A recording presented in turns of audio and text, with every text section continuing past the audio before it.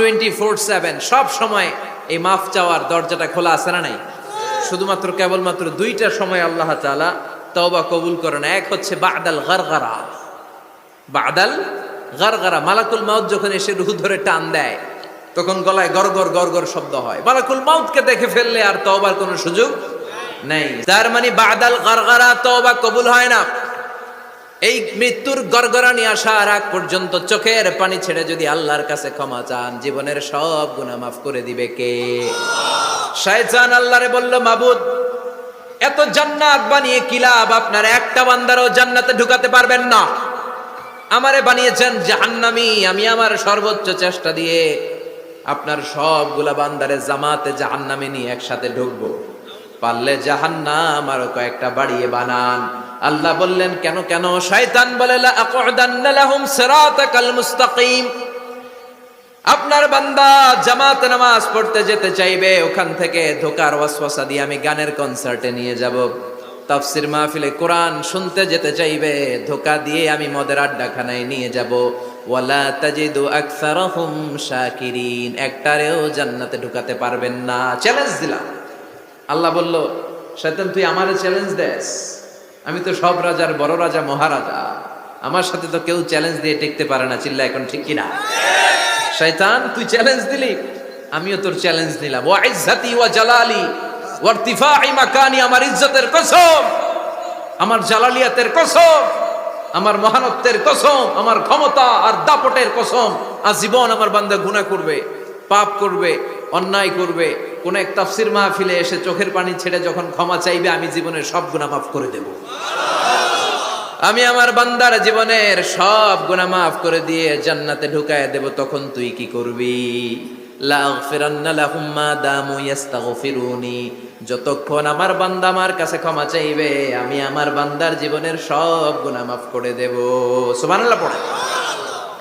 এজন্য রাব্বুল আলামিন বলেন, ইয়া আইয়ুহাল্লাযীনা আমানু তুবু ইলাল্লাহি তাওবাতান নাসুহা, তওবার মতো তওবা করো।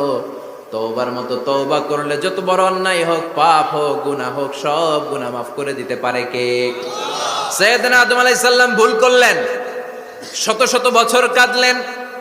আল্লাহ বললেন, ও আদম, কিছু বাক্য তোমারে শিখিয়ে দে, এই বাক্য দিয়ে তুমি আমার কাছে তওবা করো, তোমার তওবা কবুল করে নেব। সাইয়েদনা আদম পড়লেন রব্বানা, পড়েন রব্বানা যালামনা আনফুসানা ওয়া ইল্লাম তাগফির লানা ওয়া তারহামনা লানাকুনান্না মিনাল খাসিরিন। ও আল্লাহ, আমি জুলুম করেছি নফসের উপর, ভুল করেছি, অন্যায় করেছি, অপরাধ করেছি। আপনি যদি ক্ষমা না করেন আমি শেষ হয়ে যাব। লানাকুনান্না মিনাল খাসিরিন, আমি ক্ষতিগ্রস্তদের মধ্যে শামিল হয়ে যাব। ঠিক কি না? এই আয়াত দিয়ে, এই দোয়া দিয়ে যখন সাইয়েদনা আদম তাওবা করলেন, মুহূর্তেই তাওবা কবুল করে নিয়েছে কে? আমরাও যদি পাপ করি, অন্যায় করি, আমাদেরও পাপগুলো মোচন করার একজন আছে না নাই? তিনি গাফিরিয যাম কাবিলিত তাওব। ওনার কাজই হচ্ছে গুনাহ মাফ করা। শয়তানের কাজ ওয়াসওয়াসা দেওয়া, আমাদের কাজ পাপ করা, ওনার কাজ মাফ করা। আল্লাহ ডেকে বলে, গোলাম তোরা যদি পাপ না করতি আর বারবার মাফ না চাইতি, তাহলে তোদেরকে ধ্বংস করে দিয়ে জমিনের বুকে এমন একটা জাতি আমি বানাতাম যারা পাপ করতো আর মাফ চাইতো, আর আমি মাফ করতাম। সুবহানাল্লাহ পড়ো। মাফ করতে আল্লাহর বড্ড ভাল লাগে, চোখের পানি দেখতে আল্লাহর বড্ড ভাল লাগে। কায়মনো বাক্যে কেউ দোয়া করছে, এই দৃশ্য দেখতে আল্লাহর ভালো লাগে। চিল্লায় বলেন সুবহানাল্লাহ। এজন্য পাপ আমাদের যত বড় হোক, আমাদের জন্য মাফ আছে না নাই? দুইটা সময়ে তাওবা কবুল হয় না। এক নাম্বার হলো বাদাল গারগারা, মালাকুল মাউতকে দেখে ফেলেছেন, রূহ ধরে টান দিবে, তখন তাওবা করলে কবুল হবে। আরেকটা হচ্ছে বাদা তুলুই শামসি মিন মাগরিবিহা, কিয়ামতের আগ দিয়ে সূর্য আর পূর্ব দিক থেকে উদিত হবে না, এটা পশ্চিম দিক থেকে উদিত হবে, তখন তওবা করলে কবুল হবে। তখন তওবার দরজাকে বন্ধ করে দিয়েছে কে? এজন্য আমরা যে কোনো পাপই করি না কেন, পাপ হয়েই যেতে পারে, আশা হারানোর কারণ নাই। Never lose hope, never give up. মুমিন কখনো আশা হারায় না, মুমিন কখনো নিরাশ হয় না। মুমিনের আশা ভরসা একটা সত্তার উপরে। চিৎকার করে বলতে হবে, তিনি কে? এজন্য পাপ হওয়ার সাথে সাথে আমরা তওবা করব কার কাছে? বিশ্বনবী বললেন, কিছু কিছু কাজ আছে, এগুলো হয়ে যাওয়ার পরে দেরি করা যায় না। এক নম্বরে নামাজের ওয়াক্ত হলে দেরি করা যায় না, ঠিক কিনা? সালাত কায়েম করো, সালাত কায়েম করো, হবে সম্মানী তুমি, হবে জান্নাতি তুমি, হবে সম্মানী তুমি, হবে জান্নাতি তুমি, দিবে কাল হাসরে শীতল ছায়া আর সে আজিম, রব্বিয়াল আলা রব্বিয়াল আযীম, রব্বিয়াল আলা রব্বিয়াল আযীম। সুবহানাল্লাহ পড়েন। নামাজের সময় হওয়া মাত্র দেরি নাই, তাজহিজুল মাইয়িত, মারা গেলে লাশ রেখে দেয়া যায় না, তাড়াতাড়ি দাফন করে দাও। নামাজের সময় হলে নামাজ পড়ো, দেরি করো না।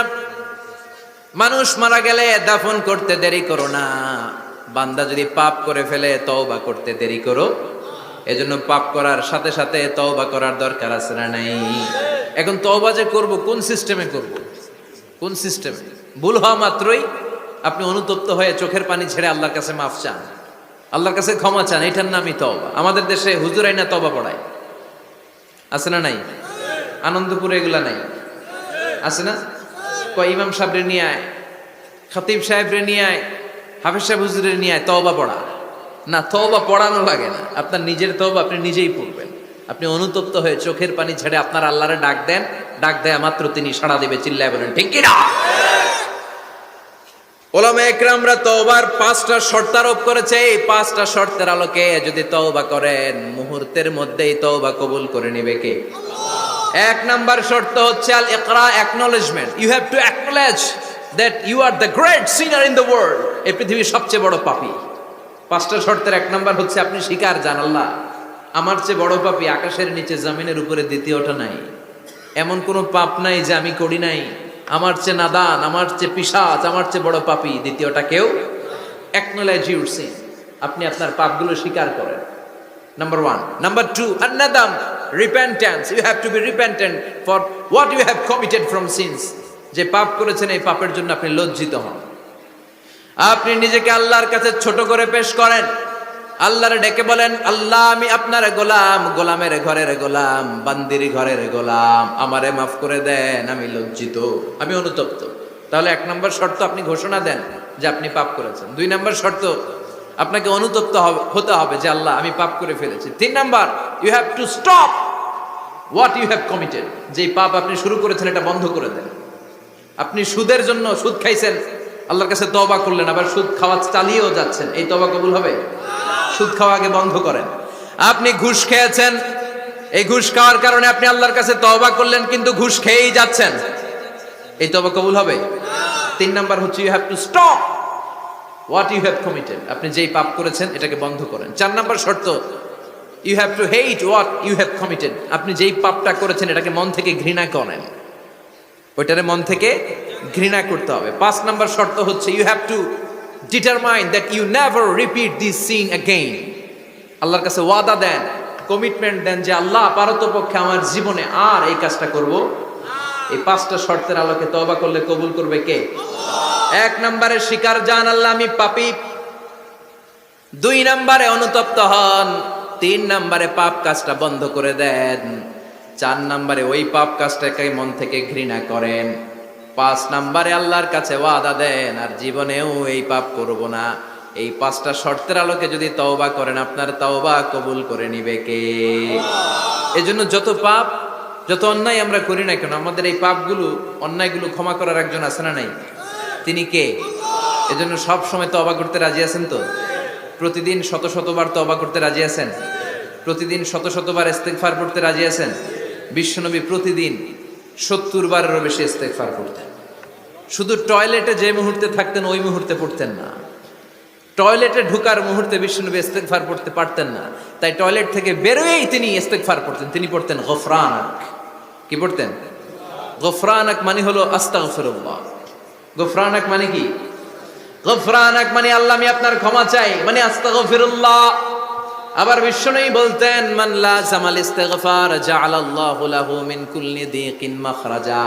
যে ব্যক্তি সব সময় ইস্তেগফারের সাথে লেগে থাকে, তাকে সব সময় বিপদ থেকে মুক্তি দিবে কে? আমাদের জীবনে বিপদ আছে না নাই? কত ধরনের বিপদ। যে কোনো সময় অসুস্থ হয়ে যেতে পারি, যে কোনো সময় দুর্ঘটনার কবলে পড়তে পারি, যে কোনো সময় গুম হয়ে যেতে পারি। কথা কন, এদেশে গুম টুম নাই মনে হয়? ক্রস ফায়ার নাই, কে কোন সময় গুম, কে কোন সময় নাই, কোনো ঠিক নাই। আল্লাহ বিশ্বনবী বললেন, মান লাজিমাল ইস্তিগফার জাআলাল্লাহু লাহু মিন কুল্লি দিকিন মাখরাজা।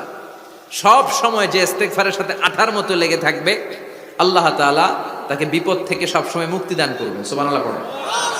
2 নম্বরে বিশ্বনবী বললেন, অমিন কুল্লি হাম্মিন ফারাজা, ওই ব্যক্তিকে রব্বুল আলামিন সব ধরনের দুশ্চিন্তা থেকে মুক্তি দিয়ে দিবেন। আমাদের জীবনে দুশ্চিন্তা আছে না নাই? টেনশন নাই কার কার? হাত তোলেন তো, যে হুজুর আমার কোনো টেনশন নাই। আপনার টেনশন নাই, মাশাআল্লাহ। আমার সাথে দেখা করবেন আলোচনার পরে। টেনশন ছাড়া মানুষ আছে?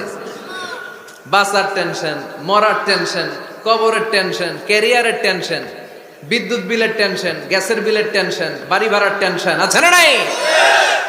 বিশ্বনবী বললেন, টেনশন ছাড়া মানুষ নেই। সব সময় 18 মতো যে ইস্তিগফারের সাথে লেগে থাকবে, তাকে টেনশন মুক্ত করে দিবে কে?